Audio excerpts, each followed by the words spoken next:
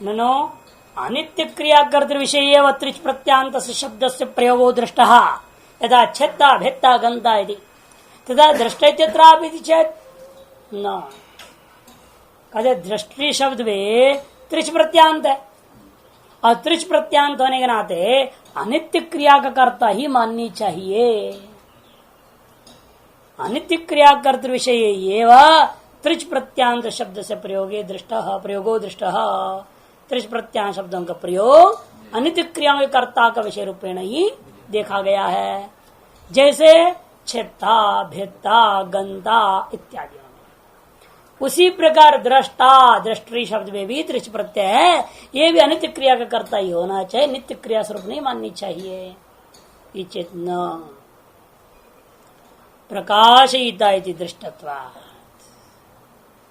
क्योंकि प्रकाशयिता ऐसा भी शब्द प्रयोग दिया। आदित्यादियों में जो स्वाभाविक प्रकाश रूप है उनको भी प्रकाशयिता कह दिया।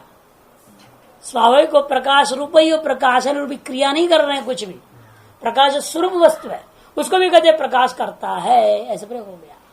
तद्वत इसका मतलब क्या है, त्रिच अनित्य क्रिया करता में होना कोई जरूरी नहीं, स्वरूपभूत वस्तु में भी हो सकते हैं। वही समझा रहे भवतु प्रकाशकेशु अन्यथा असंभवात न तो बात नहीं। तो पूर्व पक्षी कहता है ठीक है आपका कहना आदित्यादि में तो मैं मान लूंगा, या तो पहले 4 नंबर टिप्पणी थोड़ा देख लो और स्पष्ट हो जाता है। प्रकाशयिता इति कादाचित क्रियां विनापि, कादाचित क्रियां विनापि सविता प्रकाशयिता व्याप्त्रिवियत इति त्रिच प्रयोग दर्शना। दृष्टि स्वरूपोपि आत्मा दृष्टा इति अविरुद्धम आ गया ना।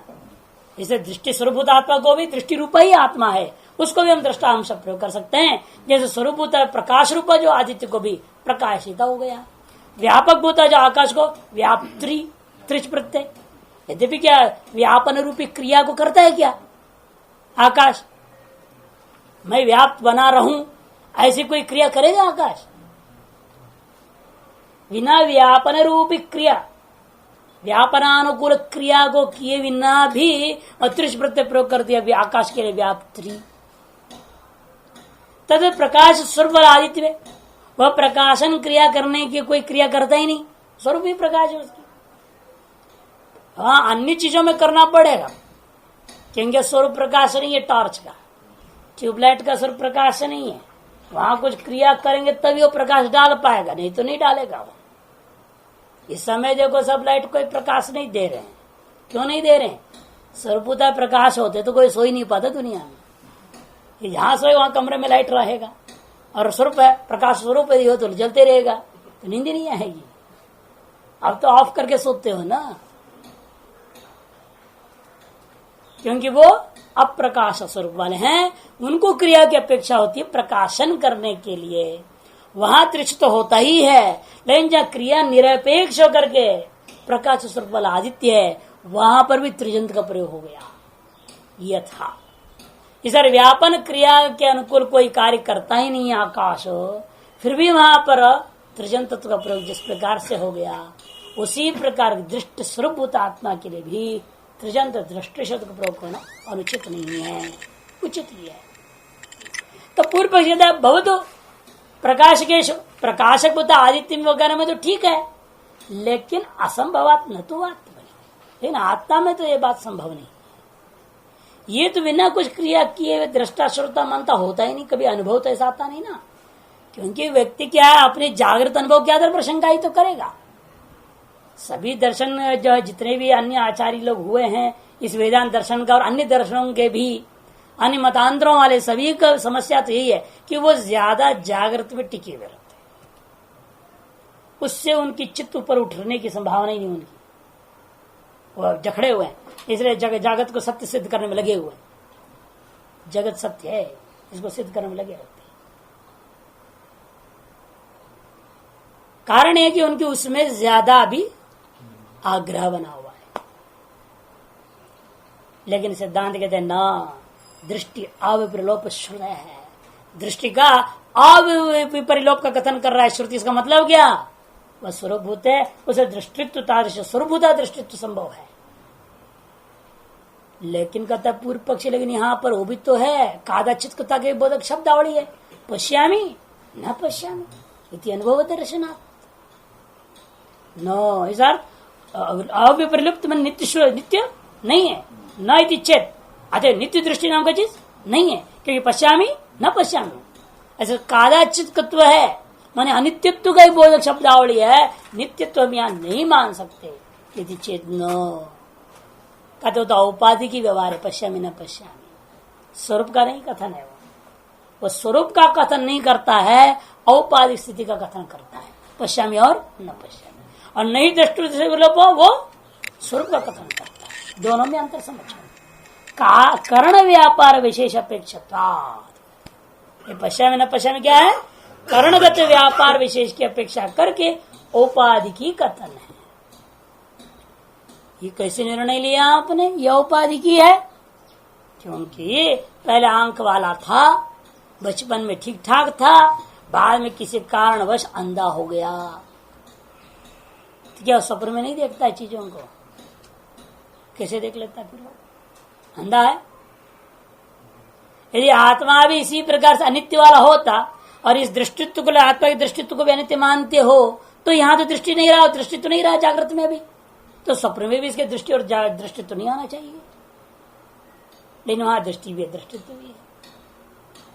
वही कहता है उद्धृत चक्षुषांच स्वप्ने आत्मदृष्टि अविप्रलोप दर्शना, उद्धृत चक्षुषा मन अंधे जो हो गए हैं, अंधानम अभी स्वप्ने दृष्टि रण भूयते अतो नित्य आत्मदृष्टि थी।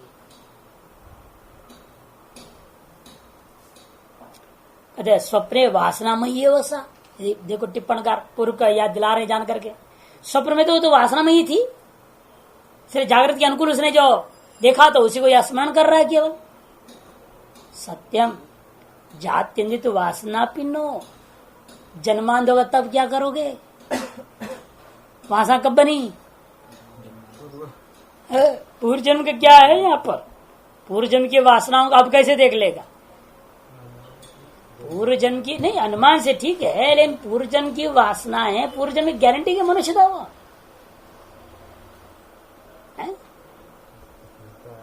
समस्या खड़ी होगी। कोई जरूरी नहीं है ना, जरूरी फिर वही वासना क्यों जगेगी, आपको क्यों नहीं जग रहा है अभी आंख वाले को, जन्मांध को अपने मनुष्य जन्म की स्वप्न दिखेंगे और आपको किसी भी जन को दिखना चाहिए था ना, अन्यों को क्यों नहीं दिख रहा, यहाँ तो आप युक्ति यही देते ना, हमें मनुष्य जन्म का क्यों दिख रहा है, कि जागृत में अपने आप को मनुष्य में देख रहा हूँ, सब कुछ व्यवहार में कर रहा हूँ, अतएव मुझे मनुष्य की ही वासना वहां जगती है, यही यहाँ के जैसा देखा वस्तु हम वहां देख लेते हैं, मकान वगैरह, और जन्मान तो यहाँ के मकान तो देखा नहीं, केवल मनुष्य की भावना भी कर लेगा, मकान का तो कुछ नहीं देखता, पता ही नहीं कैसा होता है, और लेकिन वहां पर सब रूप रंग वगैरह सब बना लेता है, इसलिए जन्मांत को ले रहे जान करके टिप्पण का जात्यंधे तो वासना पिन्नो, माने ये वर्तमान कालीन इस जन्म के जागृत कालीन वासना नाम की चीज जन्मांत को नहीं मिल सकता, और जन्मांतरी वासनाओं को लेकर के ये तो जन्म मुंबई कहां से देख लेगा वो, इसे कोई बनता नहीं व्यवस्था उसकी, फिर वहां पर यही दोष आ जाएगा, वासना कोई व्यवस्था ही नहीं है, फिर जागृत जो जन्मांत नहीं है उसकी वासना की व्यवस्था नहीं होनी चाहिए। जिस जन्मांत में जात्यंत को दोगे जन्मांत को, तो उसी प्रकार दूसरों में भी अप्लाई हो जाएगा, वही कुछ भी देख सकता है, फिर वो क्यों जागृत अधीन हो रहा है और ये जागृत अधीन है ही नहीं, फिर दोनों एक जैसे स्वप्न देख रहे का मतलब, जो जागृत अधीन होकर स्वप्न देख रहे हैं हम लोग, जैसे आंख वाले लोग, हम जिस प्रकार के स्वप्न देख रहे हैं उसी प्रकार को वो भी तो देख रहा है ना, हम लोगों के लिए तो कहे तो आपने जागृत में अमेरिका घूम के आए, इसलिए भाई आपने जो है देख लिया उसी को, लेकिन जात्यंत वाला कैसे करेगा, जन्मांध, फिर वहां भी कल्पना करो वो पूरे जन्म में अमेरिका में पैदा हुआ होगा, ये व्यवस्था नहीं बन सकती, इसलिए कह रहे हैं जात्यंधे तो वासना पिनो तत्र जन्मांतरीय चेत, आ गया ना, जन्मांतर साधक कूटस्थ दृष्टि द्रव्यात नित्या दृष्टि रेष्टव्या। तब भी हम बोलेंगे वो जन्मांतर दृष्टि भी कहां से आएगी, अनवस्था दोष हो जाएगा। एक नित्य दृष्टि माने बिना सकल जन्मों के वासनाओं को व्यवस्थित करके अनुभव करने वाला एक दूसरी नित्य दृष्टि मानना पड़ेगा ना, उसके व्यवस्था कैसे दोगे? क्यों? उस नित्य दृष्टि के बिना जन्मांतरी वासना कहाँ टिकेगी? उसको कैसे लेकर के वो रूपों को वस्तुओं को बना करके अनुभव करेगा? इसे कहते जन्मांतर के बीच साधक, जो जन्मांतर का साधक कौन है? एक कूटस्थ आत्मा माननी पड़ेगी। जब तक कूटस्थ आत्मा मानोगे तो पूर्व जन्म की भी सिद्धि नहीं होगी।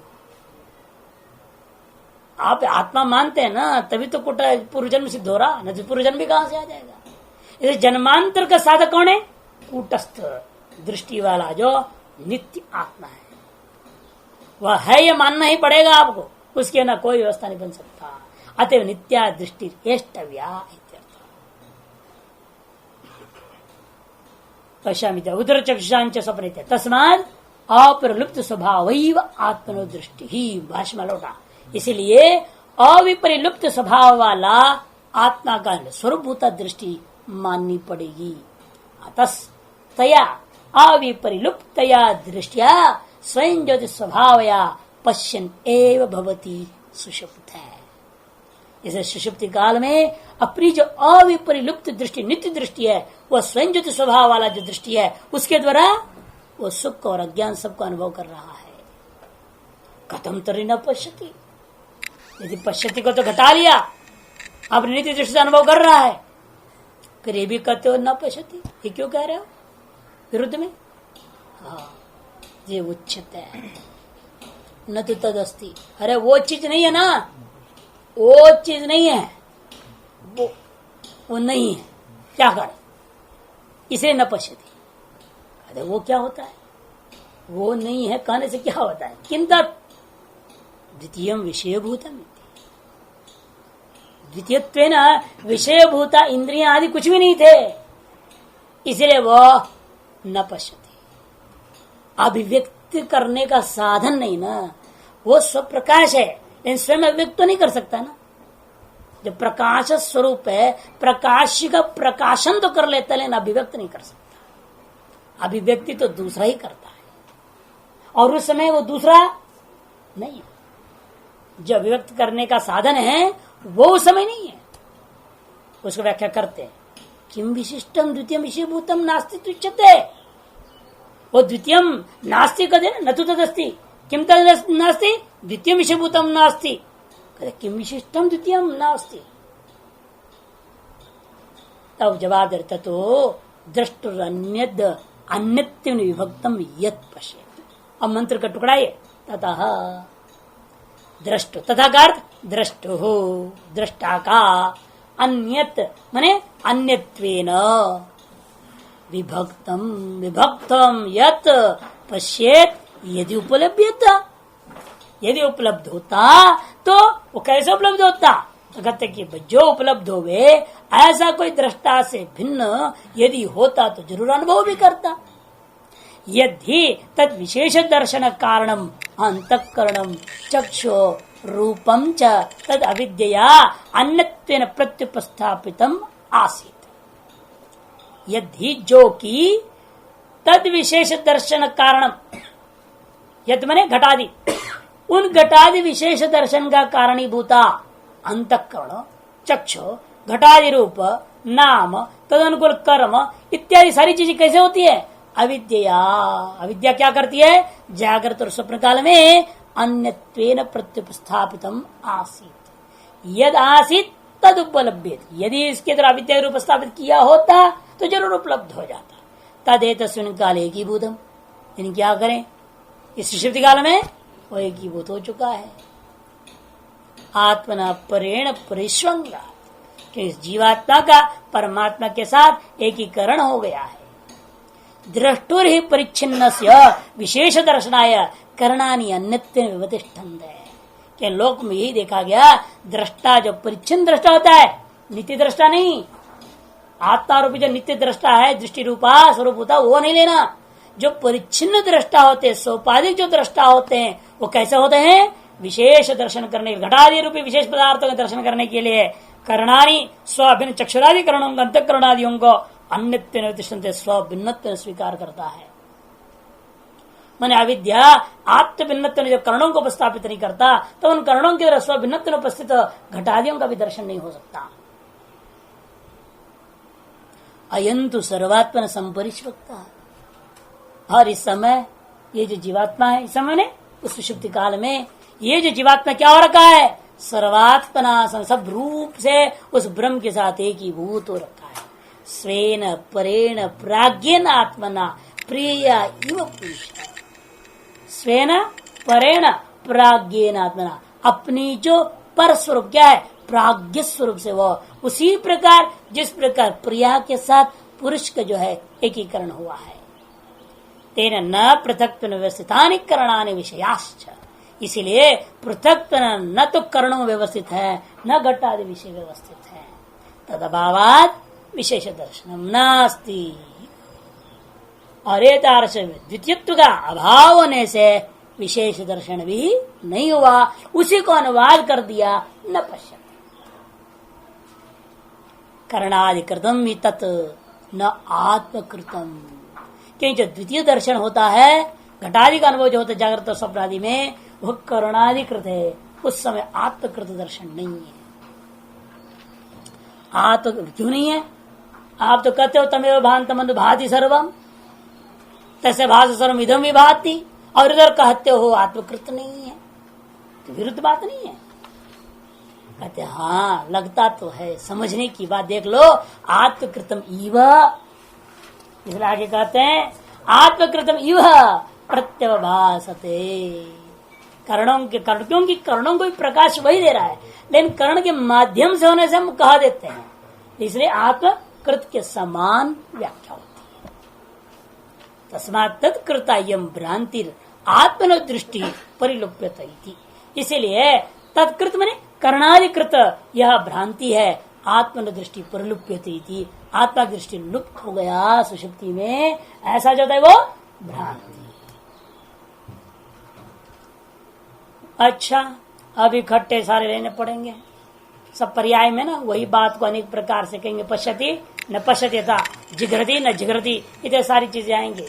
यद द्वैतन्न जिघ्रति, जिघ्रन वैतन्न जिघ्रति, नहीं घ्रातुर्घ्रातिर विपरलोपो विद्यते, अविनाशित्वात् न तो तद्वितीयम् अस्ति ततो अन्यत् विभक्तम् यज्जिघ्रेत्। यद्वैतन्न रसेते रसेन वैतन्न रसेते, नहीं रसयितु रसेते विपरलोपो विद्यते, अविनाशित्वात् न तो तद्वितीयम् अस्ति ततो अन्यत् विभक्तम् यत् रसयेत्।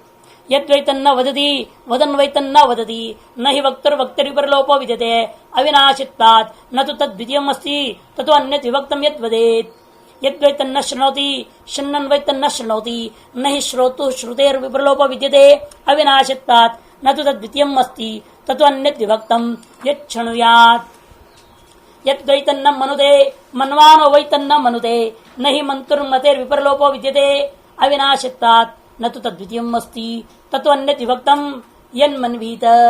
यद्वैतन्न स्पृशति स्पृशन् वैतन्न स्पृशति, न हि स्पृष्टु स्पृष्टेर् विपरलोपो विद्यते, अविनाशित्वात् न तो तद्वितीयम् अस्ति ततो अन्यत् विभक्तम् यस्पृशेत्। यद्वैतन्न विजानाति विजानन् वैतन्न विजानाति, न हि विज्ञातुर् विज्ञातेर् विपरलोपो विद्यते, अविनाशित्वात् न तो तद्वितीयम् अस्ति ततो अन्यत् विभक्तम् यत् विजानीयात्।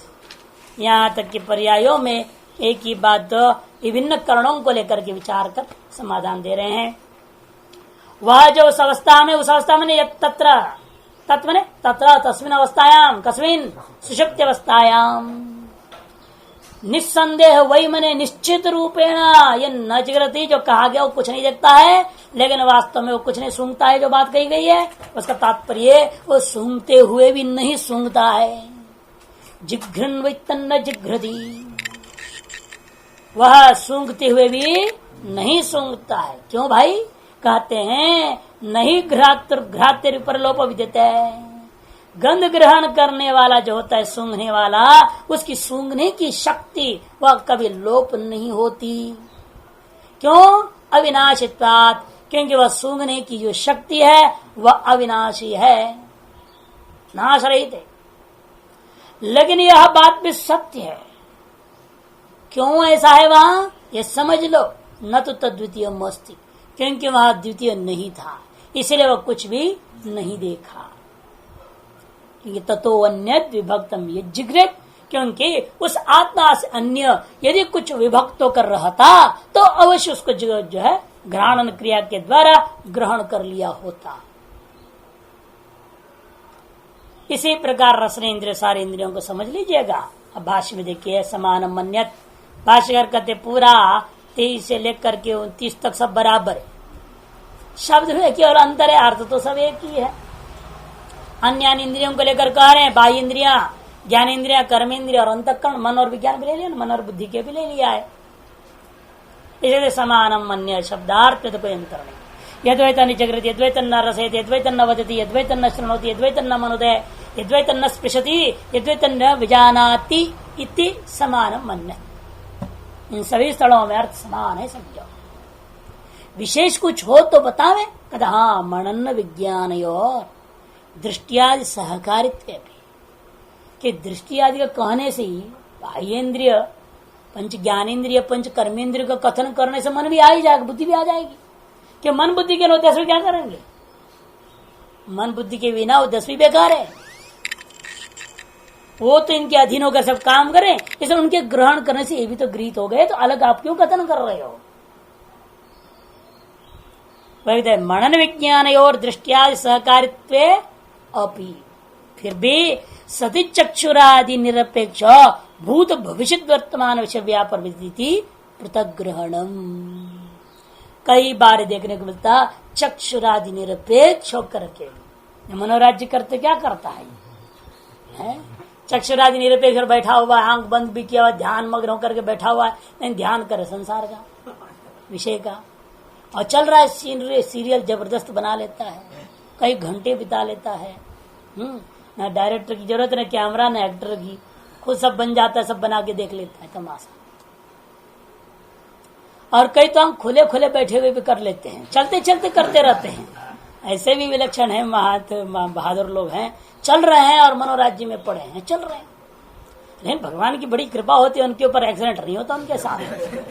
अब होश में चलने वाले की एक्सीडेंट हो जाएगा, वो बेहोशी में चल रहा है एक तरह से, उसके साथ कभी एक्सीडेंट नहीं होगा। बड़ी विलक्षण है, क्योंकि योगक्षेम वहां पर अनुभव हो जाता है। भगवान ही उसका मालिक है ना, वही बचा देता है। तो सती चक्षुरादि निरपेक्ष भूत भविष्य वर्तमान विषय व्यापार, ऐसे भूत भी ले लिया, भविष्य भी ले लिया, वर्तमान विषय का सकल व्यापार विद्यमान होता हुआ देखने में, इसी कारण से मन और बुद्धि को पृथक ग्रहण कर लिया। किम पुनर्दृष्टियादि नाम अग्निरौष्ट्य प्रकाशन ज्वलनादिवत धर्म भेद आवश्यक अभिन्न सेवा। लेकिन भाई तुम्हारी आत्मा कितनी दृष्टि वाली है भाई? अलग अलग टाइप की है। एक आत्मा है कि अलग अलग टाइप का आत्मा है, नित्य दृष्टि वाली है, नित्य जो है घ्राती वाली है, नित्य जो है रसयिता वाली है, रसयती है उसके अंदर, नित्य जो है उसके अंदर जो है आपका वक्तृत्व भी है ना, सारे नित्य अलग अलग इतनी सारी है। ये सारी चीजें उसके अंदर विद्यमान धर्म मानी जाए? पूछ रहा है।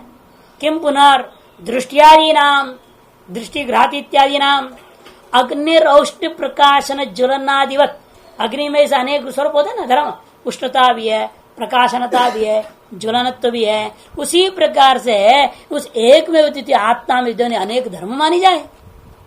आहो स्वीत अभिन्न धर्मस्य परोपाधिमित्तम धर्मान्यत्वम इति। यदि भी एक ही में अद्वित धर्म से दो धर्म है नहीं है, वो बस इतना ही धर्म है उसका। उसका धर्म क्या है बस यही उसका धर्म है, अस्तित्व उपलब्धव्य कह दिया। और सब उपाधिकृत सापेक्ष कथन हो रहा है। वो सुख रूप है, क्यों? तो इसलिए कि भाई दुनिया में अनित्य सुख देख रहा है, उसके अपेक्षा उसको नित्य सुख कह दिया। वह आनंद है कि दुनिया में जो है तात्कालिक आनंद होता है, आगंतुक आनंद होता है, क्षणिक आनंद होता है, उसके अपेक्षा उसको नित्य आनंद कह दिया। या अक्षर विज्ञान होता है, उसे उसका नित्य विज्ञान कह दिया। है तो एक ही धर्म वाला, अपने स्वरूपता उसका एक ही धर्म होता, अनेक धर्म हो नहीं सकता। स्वरूप अनेक धर्म नहीं हो सकता स्वरूप में, इसलिए क्योंकि जब तक वो सावयव ना हो, सावय में तो हो सकती है, एक वस्तु है उसे कुछ अवयव में एक धर्म है, कुछ अवयव में कुछ और धर्म है, सब मिल करके अनेक धर्मों वाला हो जाता है। और प्रत्येक अवयव में भी अनेक चीजें मिली हुई है ना, पंचीकरण हो रखा है, अनेक धर्म इसलिए संभव है वहां पर। यहां कैसे घटेगा निरवय? इसे कहते हैं, प्रश्न में विकल्प उठाया तो परोपाधि निमित्तम धर्मान्यतम,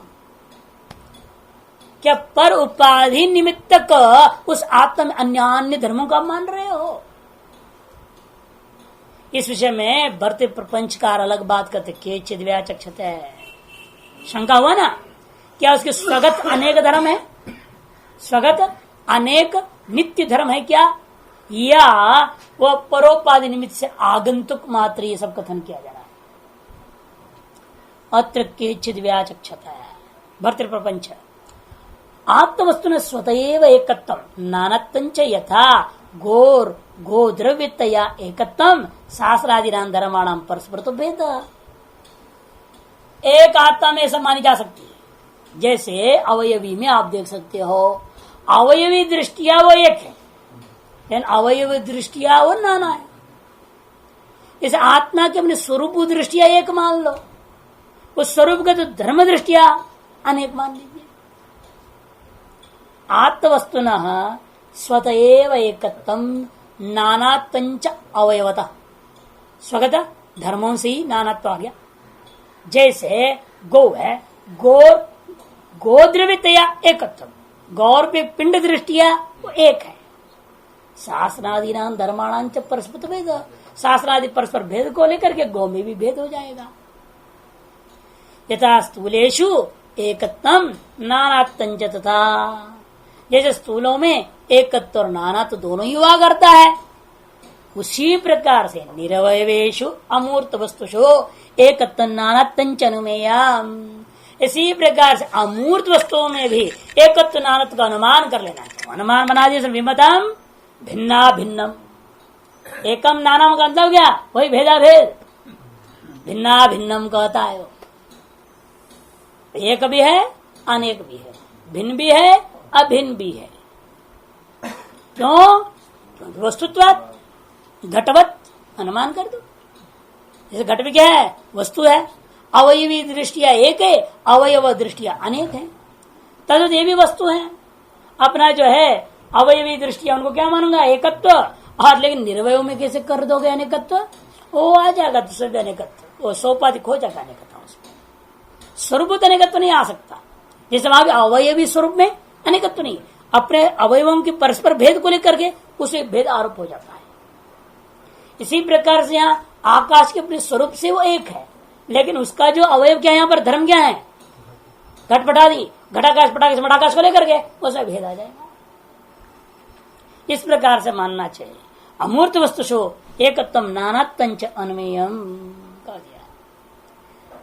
इसे टीका में देख लीजिए, यद्यपि गगनाशु भिन्ना भिन्नत्वम अनुमीयते, यद्यपि अनुमान तो कर ले रहे हैं ये लोग, तथापि कथम आत्मनि तदनुमानम, अरे आत्मा में अनुमान कैसे होगा, इत्याश वस्तुत्व से नाना रूपत्वेन अभिविचाराद आत्मनि व्यक्तोक्तम अनुमानम निरंकुश प्रसरम इत्याह, फिर भी निरंकुश आत्मा भी घट जाएगा, क्योंकि जो है वो भी वस्तु तो है ना, अवस्तु तो नहीं है, वो वस्तु है बोलोगे तो फिर तो उसमें भी लग जाएगा वस्तुत्वात् हेतु।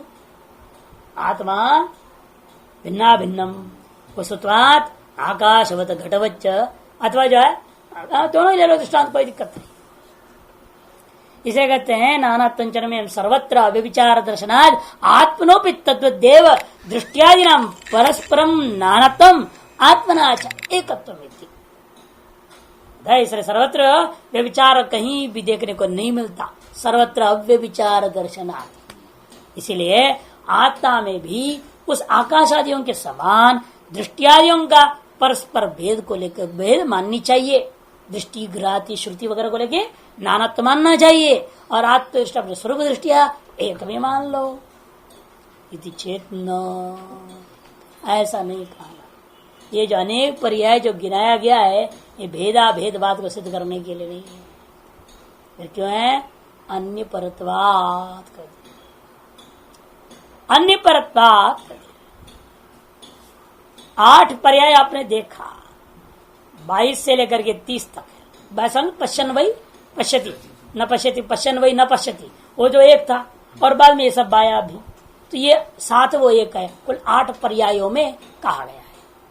नहीं दृष्टि धर्म भेद प्रदर्शन परम इदम वाक्यम, ये सबको एक वाक्य तब ले लिया इन्होंने, इदम एक वचन प्रयोग कर रहे हैं, 8 पर्याय मिल करके एक वाक्य है। यद्वै तत् इत्यादि से आरंभ करके यहां तक पूरे पूरे किंतरी, यदि दृष्टि धर्म भेद प्रदर्शन पर नहीं है, फिर क्या है ये, किसके लिए, इसके क्या दर्शन कराते, क्या बोध करा रहा है ये वाक्य। यदि चैतन्य आत्म ज्योति ही खत्म न जानती, क्योंकि मेरा पूछने का मतलब यह है, यदि चैतन्य आत्म ज्योति है, आपने आपको क्यों नहीं जानता, खत्म नहीं जाना तो सुषुप्ते नूनम तो नहीं चैतन्य आत्म ज्योति, इसलिए ये कहना पड़े फिर ये आत्मा चैतन्य आत्म ज्योति रूप नहीं है।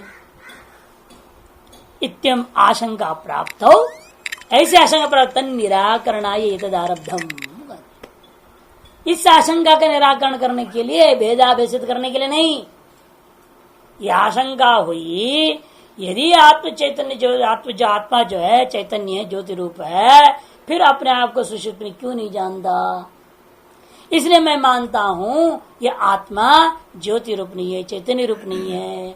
ऐसा कोई आशंका आरोप लगावे तो उस आशंका निराकरण करने के लिए ये तदारब्धम यद्वैत इत्यादि।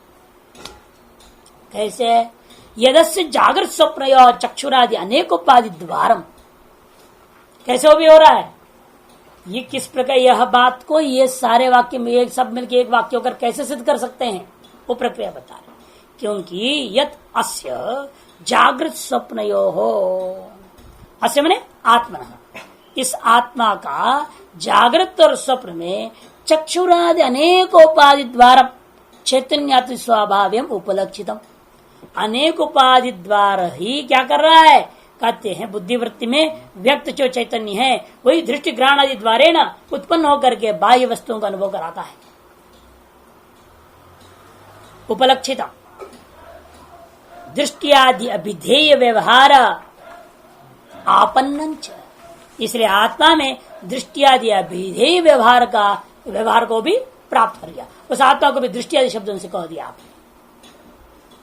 टीका देखिए थोड़ा, तथ्य सुषुप्ति अवस्था में उपाध्य अंतःकरण से चक्षुरादि भेदाधीन परिणाम व्यापार निवृत्त सत्या। फर्क क्या है, सुषुप्ति में क्या हो गया, वो आत्मा जो है जैसे जागृत स्वप्न काल में कैसे था, उपाध्यधीन होकर वस्तु को देखता था, अब वो उपाध्या नहीं है उसके पास। सुषुप्ति अवस्थायाम उपाधि कौन है, अंतःकरण से चक्षुरादि भेदाधीन परिणाम व्यापार निवृत्त हो, चक्षुरादि भेदाधीन परिणामात्मक जो व्यापार चल रहा था वो निवृत्त हो चुका सुषुप्ति अवस्था में। इसलिए उपाधि भेद से अनुद्भाष्यमान, उपाधि भेद ही भाषित नहीं हो रहा, अतः तेन भिन्नम इव अनुपलक्ष्यमाण स्वभावम, इसलिए उन उपाधियों को लेकर भिन्न के समान भी सुषुप्ति में लक्षित नहीं हो सकता।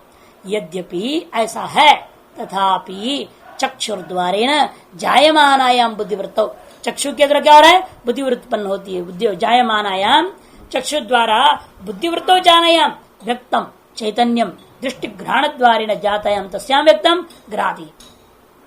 लेकिन फिर भी क्या होता है, जागृत आदि में बुद्धिवृत्तो जायमानायाम, बुद्धिवृत्ति जैसे उत्पन्न हो जाती है तो चक्षु के द्वारा उस चैतन्य की दृष्टि व्यक्त हो जाती है, चैतन्यम दृष्टि व्यक्तम, और उसी प्रकार बुद्धिवृत्ति उत्पन्न होकर के यदि घ्राण द्वारा वस्तु को प्रकाशित कर रही है तब तस्याम व्यक्तम घ्राति ही, उस समय घ्राति रूपा धर्म अभिव्यक्त हो जाता है। इति उपाधि भेदात प्राप्त भेदानुवादेन, जागृत काल में उपाधि भेद से जो अनेक प्रकार के श्रोता मनता घ्राता इत्यादि होकर प्राप्त था, उसी भेद को अनुवाद करते हुए चैतन्य से अविनाशित्व वाक्य तात्पर्यम इत्यर्थः, चैतन्य का अविनाशित्व की सिद्धि करने में यह 8 पर्यायों वाला, ये 8 मंत्रों से युक्त एक वाक्य रूपा पर्याय माननी चाहिए।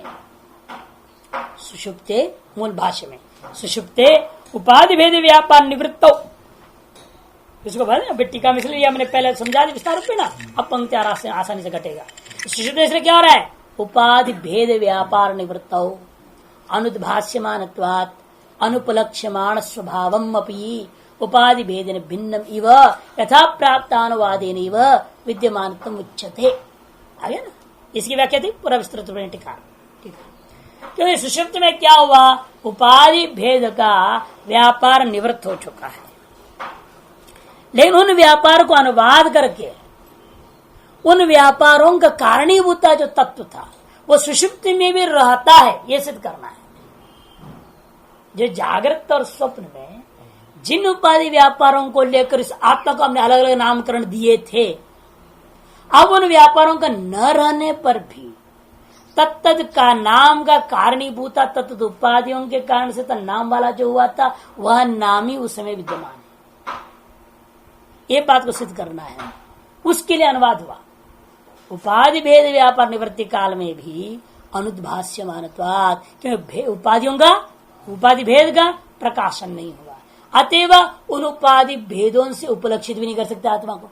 सुषुप्ति में आप आत्मा को नहीं बोल सकते दृष्टा है, क्या देखा बोलोगे फिर, वो श्रोता है, नहीं कह सकते कि सुषुप्ति में इन उपाधियों से उस आत्मा को उपलक्षित भी आप नहीं कर पाते। अनुपलक्ष्यमाण स्वभावम अपि, फिर भी श्रुति क्या कर रही है, उपाधि भेदेन भिन्नम इव यथा प्राप्तानुवादेन, भिन्नम इव यथा प्राप्तानुवादेन उपाधि भेदेन, जागृत स्वप्न में यथा प्राप्त था उसी को अनुवाद करते हुए उन्हीं उपाधि भेद के माध्यम से विद्यमानत्वम उच्यते, सुषुप्ते विद्यमानत्वम उच्यते। सुषुप्ति में उसकी विद्यमानता को कथन मात्र इन वाक्यों से किया गया है। तत्र दृष्टिया धर्म भेद कल्पना विवक्षितार्थ अनभिज्ञतया, और फिर भी यदि कोई कहता आत्मा में वास्तव में श्रुति भी है, दृष्टि भी है, सब नित्य सृष्टि दृष्टि है, नित्य श्रुति है, नित्य मति है, नित्य घ्राती है, ऐसा अनेक धर्म एक आत्मा मानने की जो कोशिश करता है वो व्यक्ति वो बोल रहा है जो व्यक्ति इस वाक्य के विवक्षितार्थ को नहीं जानता। तत्र तादृश श्रुतिकालीन आत्मा, श्रुति कालावच्छिन्न अवस्था में विद्यमान आत्मा में दृष्टि धर्म भेद की कल्पना विवक्षितार्थ के अनभिज्ञातया, विवक्षितार्थ की अनभिज्ञ होने के कारण से कल्पना करता है। सैंधव गणवत प्रज्ञानैक रस घन श्रुति विरोधाश्च, छांदोग्य में तो बहुत दृष्टांत देकर बढ़िया समझाया है। सैंधव घन के समान प्रज्ञानैक रस घन वाला है, ऐसा कथन करने वाले श्रुतियों के साथ विरोध हो जाएगा यदि उस आत्मा में अनेक नित्य धर्म मानोगे तो। विज्ञानम आनंदम सत्यम ज्ञानम प्रज्ञानम ब्रह्म इत्यादि श्रुतिभ्यश्च, इत्यादियों से भी जो है इत्यादि श्रुतिभ्यश्च विरोधश्च, विरोधा ऐसे उसे जोड़ेगा। जैसे प्रज्ञान का रसगन श्रुति विरोध है, वैसे इन श्रुतियों के साथ में भी विरोध हो जाएगा यदि अनेक धर्म पर की श्रुतियों को घटाओगे तो। एक और है तो शब्द प्रवृत्तेश्च लौकिकी च शब्द प्रवृत्ति चक्षुषा रूपम विजानाति, श्रोत्र शब्दम विजानाति, रसेन अन्न से रसन विजानाति थी। लोक में शब्द प्रवृत्ति क्या देख रहे हैं आप, चक्षु के द्वारा रूप को देखता है, श्रोत्र के द्वारा शब्द को सुनता है, रसनेन्द्र के द्वारा अन्न का रस को जानता है, इत्यादि देखते गला सर्वत्र दृष्टियादि शब्दाविधेया नाम विज्ञान शब्दवाच्यताम एव दर्शयति। सर्वत्र क्या है, दृष्टादि शब्द के द्वारा विधेय वस्तु क्या होता है, विजानाति विजानाति विजानाति विजानाति। क्यों बोल रहे हो, इसलिए पंचदशिकार सबसे पहला यही प्रकरण उठाया, इसी चीज को लिया। घटम जाना, घटक ज्ञानम पटक ज्ञानम मटक ज्ञानम में क्या है, ज्ञान सब जगह अनुस्यूत है, घट पट मट आदि अन्वय व्यतिरेक के द्वारा इसी को अनुस्यूतता और व्यतिरेकता बताया। इसके द्वारा उन्होंने आत्मा को ज्ञान रूप सिद्ध किया, यानी वहां उसे वही यहां से ही प्राप्त हुआ उन लोगों को युक्ति। क्योंकि रूपम विजानाति बोल रहे हैं आप, शब्दम विजानाति बोलते हैं, रूपम रूपयति नहीं बोला, शब्दम शब्दयति नहीं बोला, ऐसे क्यों नहीं शब्द प्रयोग करते हो। चक्षु के द्वारा रूप को रूपण कर लिया कर दो ना, कुछ ऐसे शब्द प्रयोग हो जाए, नहीं ऐसा होता नहीं। चक्षु रूप को उसने जान लिया, ये कहते। इसका मतलब क्या, वही समझा रहे हैं। दृष्टिया शब्दाविधेया नाम विज्ञान शब्द वाच्यताम देवदर्शति। इसे दृष्टिया शब्दाविधेय वस्तु क्या होगा? फिर विज्ञान ही होगा और कुछ नहीं। शब्द प्रवृत्तश्च प्रमाणम, शब्द प्रवृत्ति भी अपने आप में एक प्रमाण होता है। उसके आधार पर भी इस आत्मा को विज्ञान रूप मानना चाहिए, श्रोत्रादि रूप नहीं माननी चाहिए। दृष्टांत उपपत्तेश्च, और जो दृष्टांत आगे दिया हुआ है वह दृष्टांत भी उपपन्न हो जाता है।